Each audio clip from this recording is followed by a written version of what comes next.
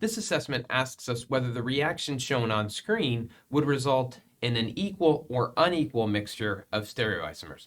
So in the reaction, we're adding a hydroxyl group, and we can either add it from the back to produce this, or add it from the front to produce this.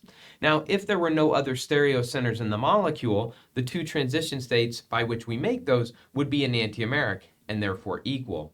But in this example, we have another stereocenter. So those transition states to add the hydroxyl group from the back or from the front are going to be diastereomeric transition states. That implies that the two transition states are going to be unequal in energy. And though it's not important to know which of these is going to be the favorable one, we would expect these to then result in an unequal mixture.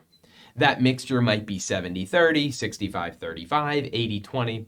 Not really sure what that is. That's not what matters here. What matters here is that these are going to be diastereomeric transition states to give an unequal mixture of stereoisomers.